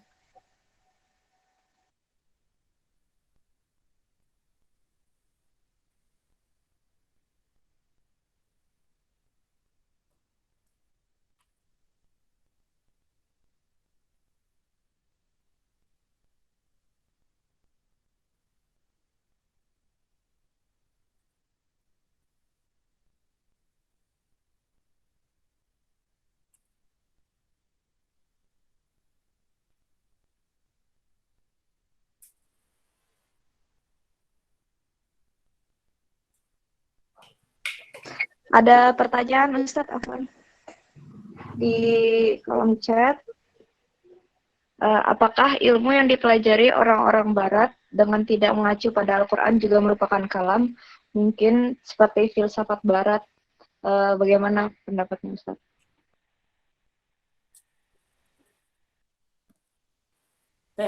Makna kalam di sini lugotan ya. Makna kalam itu pertama-tama yang dimaksud di sini tadi adalah lugotan, artinya secara bahasa, yaitu kalam artinya pembicaraan, ya, perkataan. Maka definisi perkataan, kalau definisi perkataan sendiri di dalam ilmu nahwu, al-kalam huwa al-lafzul murakkabul mufidhu bil wad'i, yaitu apa? Pertama, lafaz, wal lafaz al-murakkab, lafaz yang berbilang gitu ya, artinya bukan cuma satu lafaz, artinya lebih dari satu. Wal lafzul murakkab Al-Mufid memberikan makna bil wad'i, yang mana sesuai dengan standar bahasa Arab. Ini adalah definisi dari al-kalam itu sendiri. Adapun kalau yang dimakna dengan makna adalah kalam di sini adalah kalamullah, ya, maka berbeda. Kalamullah itu adalah Al-Quran. Nah, kalamullah itu adalah Al-Quran. Adapun kalau yang dimaksud dengan kalam itu adalah ilmu yang berasal dari Allah Subhanahu wa taala. Kalau yang dimaksud oleh penanya tadi, yang dimaksud dengan kalam ilmu adalah ilmu berasal dari Allah Subhanahu wa taala, maka kita katakan bahwa ilmu itu semuanya berasal dari Allah Subhanahu wa taala. Namun yang dimaknai dengan ilmu, yang dimaksud dengan ilmu di sini adalah adalah ilmu yang mutabiq lil waqi'. Bukan ilmu sekedar, bukan mutlakul ilm, bukan ilmu yang mutlak, nah, bukan ilmu apa aja. Namun ilmu di sini adalah ilmu dengan makna khusus, yaitu ilmu al-mutabiq lil waqi', yaitu ilmu yang sesuai dengan kondisi yang ada di luar akal. Artinya apa? Ilmu yang ada di akal itu sesuai dengan apa yang ada di luar akal. Mutabiq li amrin kharij lil waqi', untuk sesuatu yang ada di luar. Ini adalah ilmu ilmu yang bersumber dari Allah Subhanahu wa taala, yaitu ilmu yang jujur, ilmu yang benar, gitu ya, ilmu yang tidak menghasilkan keputusasaan, ilmu yang memberikan hidayah. Ini adalah ilmu yang berasal dari Allah Subhanahu wa taala. Adapun ilmu-ilmu barat, ya, pertama yang jadi sebelum kita menghukumi ilmu barat itu adalah berasal dari Allah atau bukan, maka kita harus teliti kembali pengistilahan terkait ilmu barat, yaitu klasifikasi ilmu menjadi barat dan non barat, apakah itu sesuatu yang benar atau bukan, atau tepat atau tidak tepat. Nah, kalau diklasifikasikan ilmu itu adalah ilmu itu barat atau barat, maka ini adalah klasifikasi yang kurang tepat. Karena ini pengklasifikasian ilmu dari segi orang yang mengilmuinya.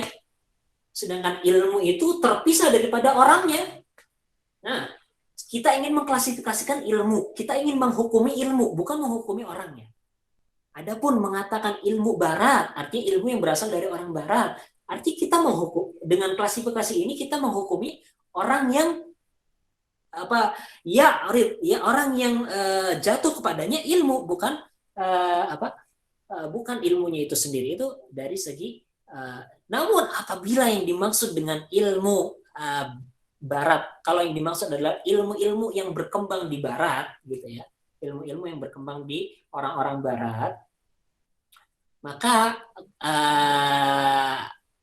yang dijadikan patokan, gitu ya, yang dijadikan patokanlah adalah benar atau salahnya,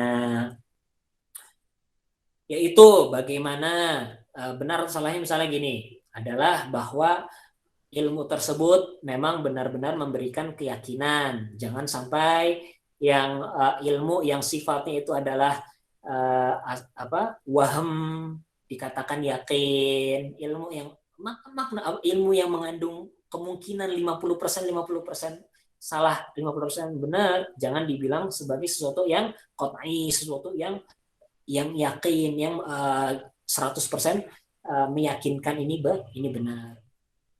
Ini itu ditimbang, itu penimbangan itu semua masuk ke dalam cabang ilmu masing-masing. Namun jadi gini, untuk memeriksa suatu ilmu itu benar atau tidak benar, maka dibutuhkan ilmu lain untuk mengukur kebenarannya. Sebagaimana kita ingin mengukur panjang suatu kursi memiliki panjang, namun untuk mengukur panjang kursi tersebut, untuk mengetahui panjang daripada kursi tersebut, gitu ya, maka digunakan meter panjang benda lain yang sudah terbukti kebenarannya, yaitu meteran. Nah, sehingga apa bisa diketahui oh ternyata ini 1 meter, 2 meter. Begitu juga dengan ilmu.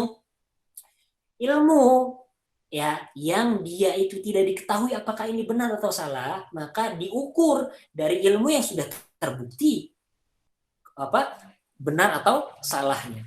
Nah, untuk pembuktian benar dan salah maka nantinya akan kembali kepada daruriyat, yaitu kepada hal-hal yang sifatnya mendasar daripada teori-teori itu sendiri. Karena semua pengetahuan manusia itu awalnya itu bersifat kemungkinan atau bukan kemungkinan, maksudnya ilmu itu dibagi menjadi 2, ada yang namanya doruri, ada yang namanya nadhari. Doruri itu tidak butuh berpikir, ini udah pasti benar. Semisal apa? Bahwa sebagian lebih kecil daripada keseluruhan, keseluruhan lebih besar daripada kesebagian. Nah, apalagi contohnya antara plus dan minus gitu ya, antara positif dan negatif tidak bisa bersatu di satu waktu dan di satu tempat dan di satu objek, dan tidak pula bisa dilepas di satu waktu, di satu tempat dan satu. Maksudnya positif dan negatif itu maksudnya gini, antara iya dan enggak. Nah, contohnya misalnya si Budi tidak mungkin ada dan tidak ada di satu waktu, di satu tempat, dan tidak pula enggak ada atau enggak ada di satu waktu dan satu tempat. Maka harus ada salah satu di antara keduanya. Ini adalah pengetahuan yang dinamakan sebagai pengetahuan yang doruri. Semua ilmu tadi itu, gitu ya, nantinya akan ditimbang hingga akhirnya berujung kepada pengetahuan yang sifatnya doruri. Karena kalau misalnya pengetahuan tadi, yang pengetahuan yang sifatnya nazari, ya, yang butuh kepada berpikir, butuh kepada pengamatan, ditimbang atau bersumber daripada ditimbang atau disumberkan dari yang butuh pengamatan, yang butuh pengamatan lagi ditimbang, disumberkan dari yang butuh pengamatan. Terus kayak gini, akhirnya nggak ada ujungnya. Nah, sedangkan tadi sudah kita jelaskan di awal bahwa tasalsul, bahwa yang tidak ada ujungnya itu adalah suatu kemustahilan, maka harus berujung kepada suatu titik akhir, yaitu tidak butuh kepada berpikir. Itulah yang namanya ilmu doruri, sehingga menjadi bisa kita pastikan bahwa ilmu ini adalah benar. Lalu dari mana doruriyahnya Al-Quran sebenarnya? Doruriyahnya ilmu wahyu, ilmu Al-Quran dan ilmu As-Sunnah. Doruriyahnya Al-Quran dan As-Sunnah, gitu ya, bagi manusia, dari segi manusianya, dari segi orang yang mempelajarinya, itu adalah dari segi bahwa Al-Quran itu adalah mutawatir, berasal dari seorang nabi. Itu adalah sisi sisi burhannya, jali. Kalau di ilmu jadal itu ada namanya qadhiyah jaliyah, ada namanya qadhiyah khafiyah. Ada namanya doruriyah jaliyah, doruriyah khafiyah. Nah, termasuk yang doruriyah khafiyah, dia tuh dorurah, dia itu ilmu yang doruri sebenarnya, tapi khafi, artinya butuh kepada munabbih, butuh kepada tanbih, butuh kepada penguat yang lain, ya, butuh kepada validitas, bukan untuk membuktikan bahwa ini adalah benar, tapi untuk menguatkan, untuk mengingatkan manusia bahwa ini adalah benar. Ini adalah yaitu keyakinan kita bahwa Al-Quran dan As-Sunnah itu adalah kebenaran, yaitu karena ini adalah berasal dari Nabi Shallallahu Alaihi Wasallam. Yaitu bahwa Al-Quran dan Sunnah sifatnya mutawatir. Al-Quran itu sifatnya mutawatir, sebagian Al-Quran, sebagian Sunnah sifatnya mutawatir. Yang mutawatir ini berasal dari seorang Nabi, dan kenabiannya Nabi Muhammad, kenabiannya Muhammad bin Abdillah ini mutawatir kepada kita, nyampe kepada kita, bahwa kita mengetahuinya dengan pengetahuan yang doruri sebenarnya. Ya, namun saja dorurinya khafiyah, butuh pada penguat yang lain. Nah, dari atas dasar itu, maka setiap yang dikeluarkan oleh Nabi pastilah itu adalah suatu kebenaran. Karena yang disampaikan oleh Nabi itu bisa jadi adalah hal gaib yang nantinya akan terbukti atau hal gaib yang terbuktinya nanti setelah mati. Karena kita ketahui bahwa hal-hal gaib itu memiliki beberapa klasifikasi, yaitu hal gaib yang akan terbukti, yang akan diketahui. Artinya ada 3 hal gaib yang sudah tidak gaib, gitu ya. Artinya dia tadinya gaib tapi sekarang sudah diketahui. Lalu ada hal gaib yang akan diketahui, memiliki kemungkinan untuk diketahui ketika kita hidup, atau hal gaib yang tidak mungkin diketahui kecuali sudah mati, atau hal gaib yang tidak mungkin diketahui manusia atau makhluk apapun itu, ilmu gaib yang disembunyikan oleh Allah Subhanahu wa taala. Al-Qur'an ini masuk ke dalam ranah itu, yaitu Al-Qur'an itu diturunkan atas dasar ilmunya Allah Subhanahu wa taala yang mengetahui hal-hal yang gaib, hal-hal yang gaib. Apa itu kata gaib sebenarnya? Itu hilang, gaib. Gaib, ghaba an dzihnin nas, yaitu pergi daripada bayangan manusia, daripada kemampuan manusia. Gaib an idrakatin nas, yaitu hilang daripada kemampuan atau kemampuan batas manusia. Manusia terbatas, pengetahuan tidak terbatas. Wallahu taala.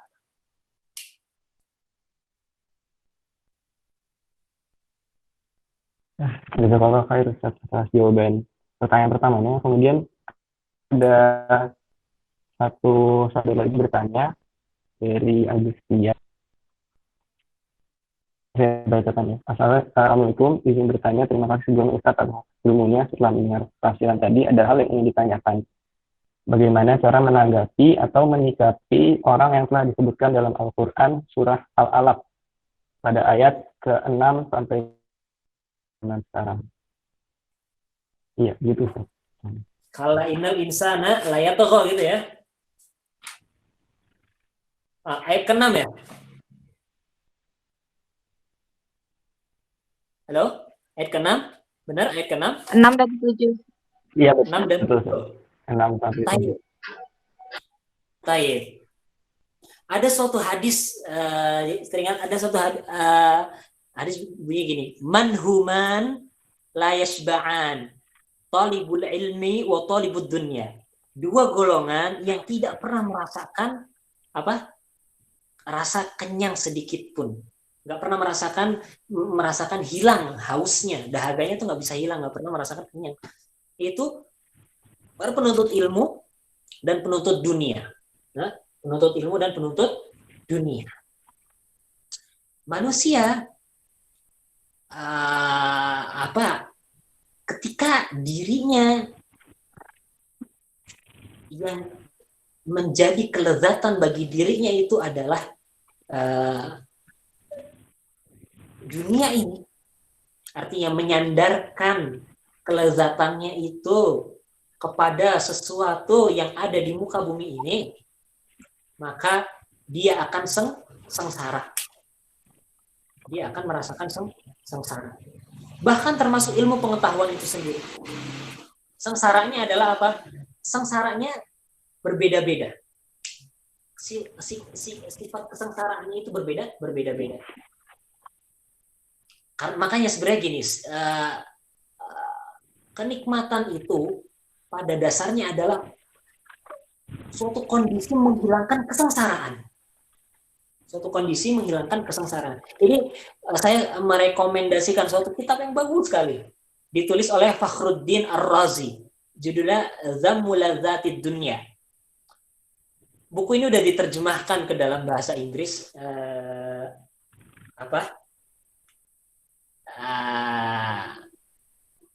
Saya kurang tahu ya judulnya apa dalam bahasa Inggris. Saya baca dalam bahasa Arab, buku tipis, di mana di situ beliau menjelaskan tentang tingkat-tingkat kenikmatan-kenikmatan yang dirasakan oleh manusia di muka bumi ini.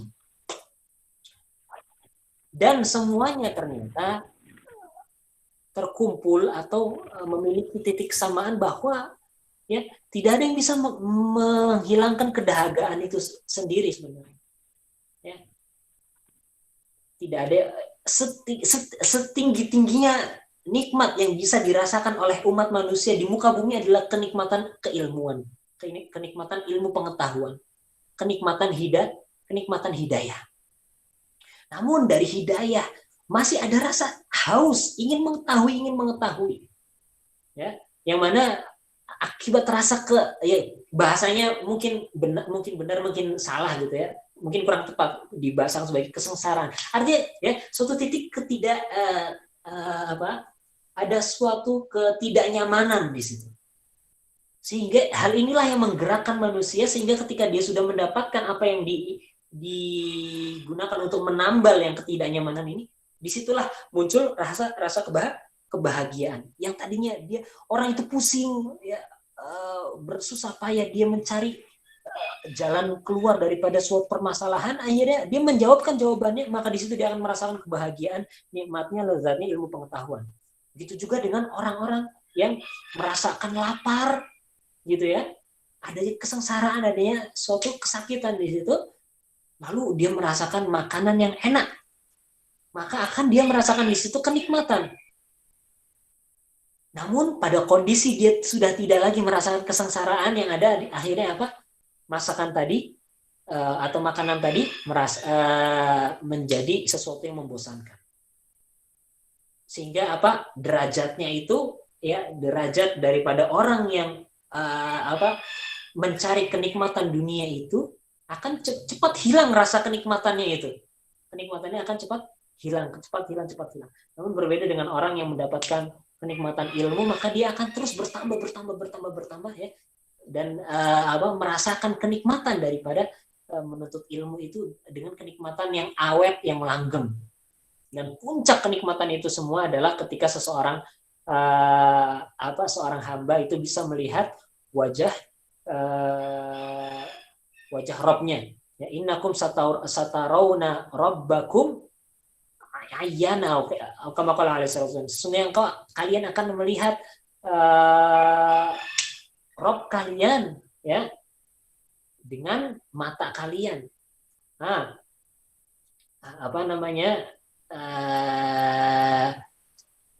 Sehingga apa?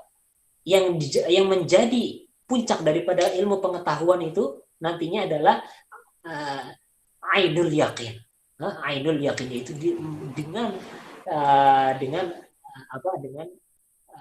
dengan mata kepalanya sendiri dia bisa merasakan kenikmatan ilmu itu sendiri. Nah, lalu bagaimana dengan kondisi manusia ini tadi disinggung? Innal insana la yatagha ar-ra'ahu istaghna. Sesungguhnya manusia itu benar-benar berlebihan. Dan sesungguhnya karena kenapa? Karena merasa manusia itu udah nggak butuh apapun, merasa semuanya itu bisa ini sumbernya adalah karena kebodohan manusia. Kebodohan manusia akan posisinya sebagai hamba, dan seorang hamba tidak bisa berbuat apa-apa melainkan atas bantuan dari Rabb-nya. Makanya keberadaan kita di muka bumi ini pada hakikatnya adalah untuk mengejawantahkan, untuk mentahqiq makna ubudiyah, untuk merealisasikan makna penghambaan diri kita kepada Allah Subhanahu wa taala. Inilah kalau esensi ini, kalau poin ini hilang dari diri manusia, maka akan terjatuh kepada poin ini. Innal insana la yatagha an ra'ahu istaghna. Kata-katanya menarik sekali. Istighna. Ya. Butuh. Sedangkan ya term butuh, istighna, al-ghina ini ya inilah yang menjadikan manusia itu dari ketiadaan menjadi ada.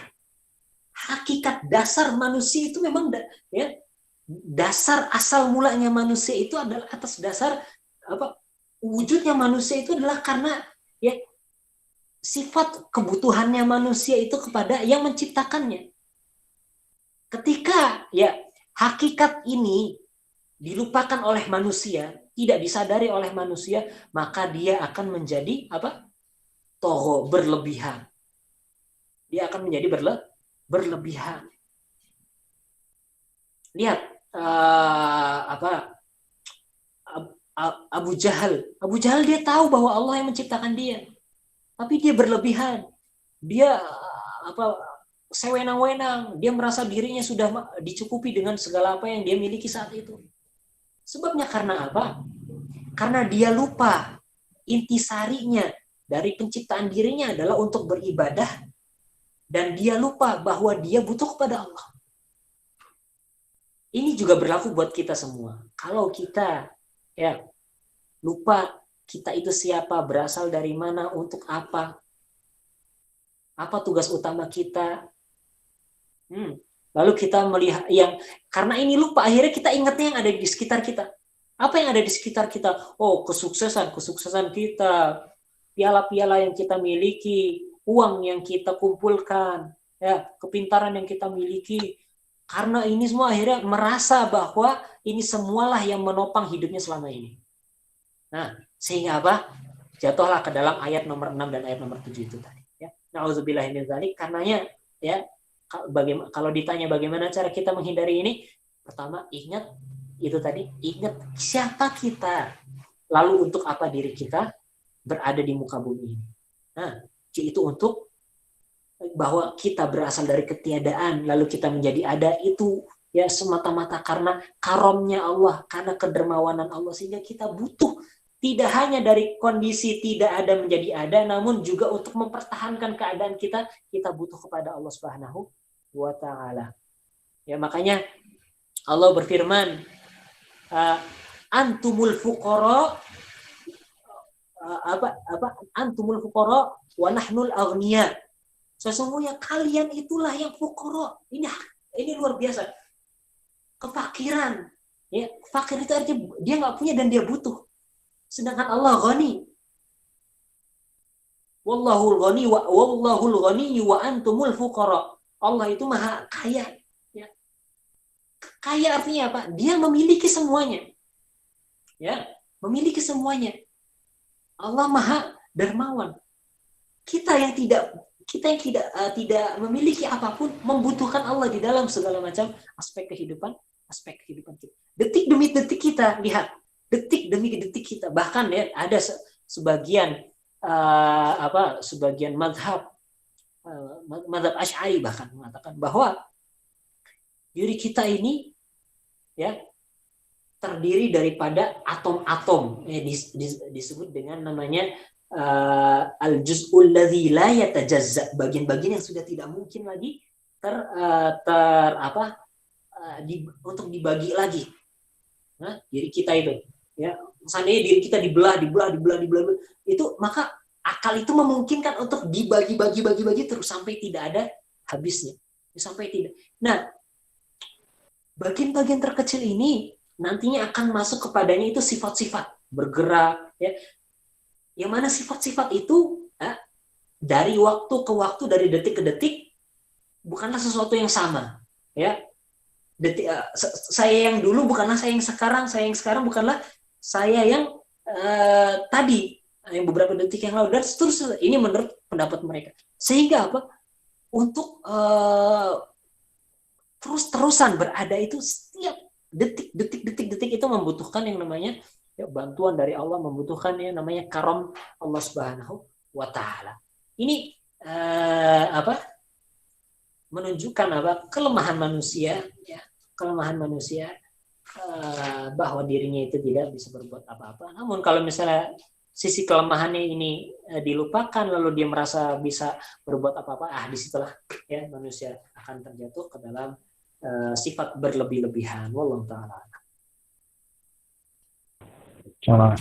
Jazakallahu khair atas jawabannya, Ustaz. Mungkin dicukupkan dulu sesi pertanyaannya, karena belum ada yang bertanya lagi gitu ya. Kita cukupkan sampai sini dulu. Dan tanpa terasa kita sudah sampai di ujung dari kajian tafsir dan tadabbur.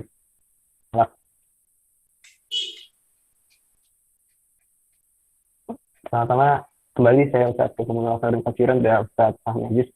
Semoga waktu yang diluangkan lipat pahala di sisi Allah Subhanahu wa taala, dan Jazakumullah khairan katsiran juga untuk teman-teman semua yang sudah meluangkan waktunya juga gitu, pikiran serta tenaganya untuk belajar gitu di kajian tafsir dan tadabbur pada pagi hari ini. Semoga ilmu yang kita dapatkan ini bermanfaat dan bisa meningkatkan kita, serta pastinya harapannya kita bisa meneruskan ilmu-ilmu yang kita dapat pada orang sekitar kita.